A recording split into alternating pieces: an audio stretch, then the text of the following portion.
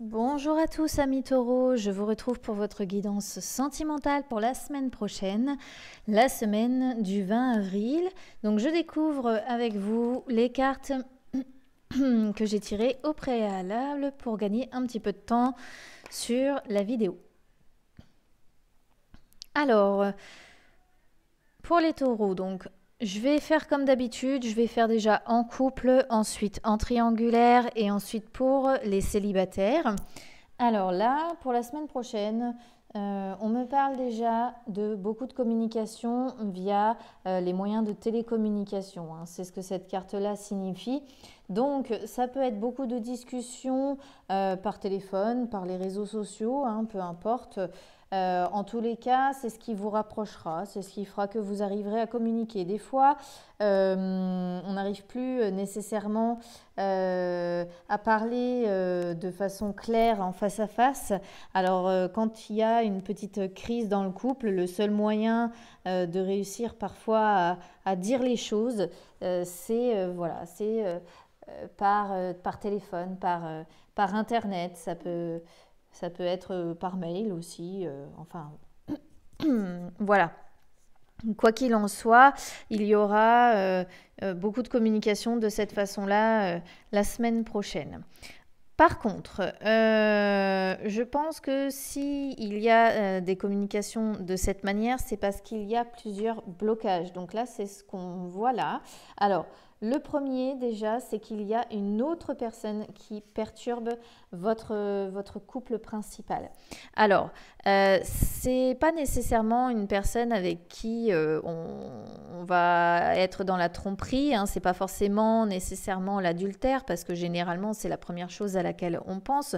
Ça peut aussi être quelqu'un de la famille, hein, parce que voilà, en tous les cas, c'est une personne qui vient un petit peu semer la zizanie au sein de votre couple, qui vient, comme j'ai pris l'habitude de le dire, perturber la stabilité, perturber le bonheur conjugal que vous avez. Alors, pour certaines personnes aussi, ça peut être l'énergie d'un fantôme passé, c'est-à-dire voilà, une relation que vous n'avez pas encore complètement oubliée. Alors si c'est pas vous, c'est votre âme sœur.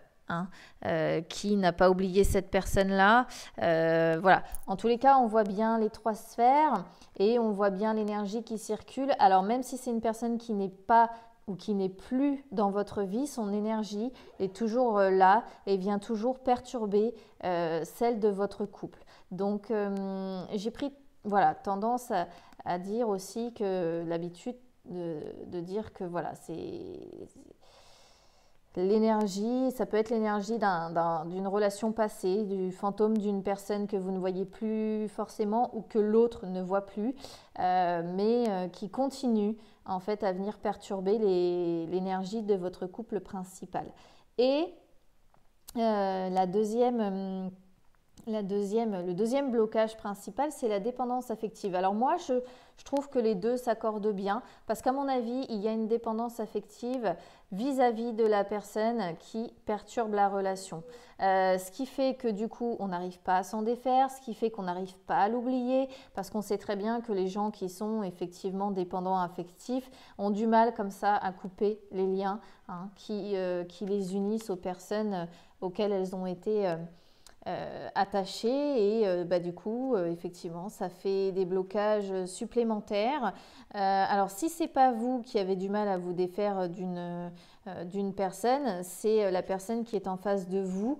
Mais quoi qu'il en soit, le souci que ça pose dans votre relation, c'est que ça l'affecte de façon négative, hein. Il y a un travail vraiment de libération émotionnelle qui est à faire. Il faut prendre conscience que voilà, pour exister, il y a un besoin d'exister au travers de l'autre, il y a un besoin d'aimer, d'être aimé de telle façon qu'on ne peut s'aimer soi qu'au travers de l'autre. On a besoin de la présence de l'autre pour apaiser ses angoisses, pour apaiser ses peurs. Et voilà, la dépendance affective, ce que ça signifie vraiment. Et du coup, c'est une carte qui indique de prendre les distances vis-à-vis des personnes ou des situations qui n'apporte pas le bonheur que l'on mérite parce que le chakra du cœur souffre vraiment à l'heure actuelle, ou enfin, en tout cas pour la semaine prochaine, voilà, il y aura un souci vis-à-vis de ça. Et moi, vu comment le tirage ressort, je pense quand même que c'est vis-à-vis d'une autre personne qu'il y a dans votre vie. Donc je le répète encore une fois, soit vous, soit l'autre personne, hein, votre compagnon, votre compagne. Après, c'est pareil, hein, la dépendance affective ne concerne pas que les rapports amoureux, même si là on voit une femme, un homme, bon, ça peut aussi être des liens familiaux. Parce que beaucoup de personnes sont dépendants affectifs, par exemple, de leurs parents, et puis indirectement, ceux-ci viennent perturber la relation. Bon, voilà, ça peut parler en tirage amoureux, mais ça peut parler aussi d'une autre personne de la famille, hein, dont on est dépendant affectivement, dont on se sent dépendant affectivement, et qui vient parfois aussi, sans le vouloir, perturber la relation, hein. En triangulaire. Alors là, en triangulaire, pour moi, avec le confinement, je pense que votre seul moyen de communication, c'est les réseaux sociaux, c'est le portable avec l'autre personne de votre vie. Là, pour moi, là, le tirage pour les triangulaires concerne l'autre personne de votre vie. C'est un petit peu logique, on n'a que ces moyens-là à l'heure actuelle pour communiquer, hein, le portable, Internet, les mails. Donc, pour moi, ça va être la seule façon de communiquer pour la semaine prochaine. Forcément, il y a une perturbation dans la relation principale, puisque quand on est en triangulaire, on le sait, c'est forcément perturbé au niveau de l'équilibre sentimental, parce que c'est pas forcément évident d'être disponible émotionnellement pour deux personnes en même temps. Mais c'est aussi une personne pour moi dont vous êtes complètement dépendant. Voilà. Pour moi, vous êtes dépendant de cette personne-là, vous en avez besoin, c'est viscéral, quoi. Vous avez du mal à vivre sans cette personne, et du coup, votre seul moyen voilà, de pouvoir la retrouver, c'est de communiquer par les moyens de télécommunication, parce que ça vous fait du bien, parce que je pense que cette personne-là vous manque, et vous devez certainement en souffrir, hein, souffrir de la situation actuelle, souffrir du confinement qui vous éloigne de cette personne. Et votre seul moyen de vous sentir un petit peu mieux, c'est de communiquer avec elle par les moyens de télécommunication, hein. Donc je le répète, ça peut être par portable, ça peut être par les réseaux sociaux, par le téléphone portable, les appels, voilà. Ensuite, pour les célibataires, alors pour les célibataires, ça peut être la semaine prochaine une rencontre faite par les réseaux sociaux, par les sites de rencontres, hein. En tout cas, c'est grâce à ces moyens-là que vous allez aller vers un renouveau sentimental. Mais encore une fois, on indique qu'il y a une autre personne qui perturbe la relation. Donc, soit vous avez votre ancienne, si vous êtes fraîchement séparés, admettons, vous avez votre ancienne, l'ancienne personne de votre vie qui vient encore perturber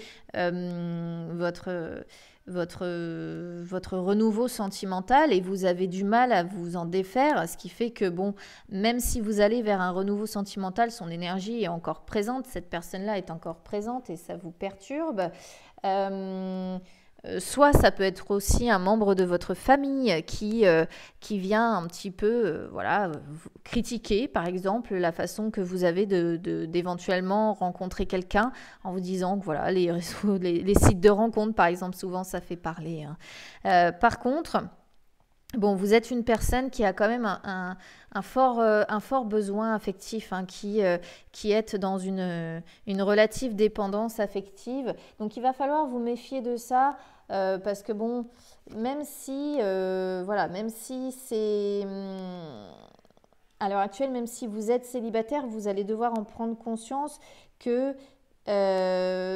en ayant comme ça une dépendance affective, vous risquez de faire fuir des personnes qui seraient potentiellement bonnes pour vous, hein. Il faut vraiment prendre en compte de guérir en fait votre petit cœur pour aller vers la lumière, hein. Il faut vous libérer émotionnellement, ne pas être dans les peurs, ne Voilà, il va falloir vous libérer de ça pour pouvoir aller vers quelque chose de joli. Alors, vous avez effectivement 2 libérations à faire, hein, peut-être une ancienne conquête, peut-être de la famille qui bloque, ou des fois c'est des amis, ou des fois voilà, et votre dépendance affective, hein, pour pouvoir aller vers cette belle rencontre qui vous attend. Alors, je vais tirer un petit message supplémentaire pour savoir ce qu'on a de plus à vous dire pour conclure pour la semaine prochaine, les taureaux.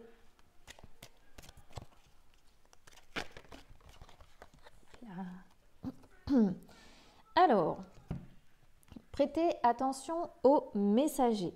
C'est une très belle carte que j'adore, que je trouve très jolie. Parce que vous avez là donc l'ange, celui qui peut nous parler, celui qui veille sur nous, celui qui prend soin de nous. Et vous avez l'oiseau, parce que pour ceux qui y croient, pour ceux qui sont attentifs un petit peu aux signes, souvent vous pouvez avoir des plumes sur votre chemin et selon la couleur, il faut toujours faire attention, hein, aux plumes qui sont sur votre chemin parce que vous pouvez en trouver la signification de la couleur. Et selon la couleur, elle porte un message différent. Donc là, pour la semaine prochaine, les taureaux, c'est ce qu'on vous demande de prêter attention par rapport au niveau sentimental, de faire attention donc aux messages que vos guides vous envoient.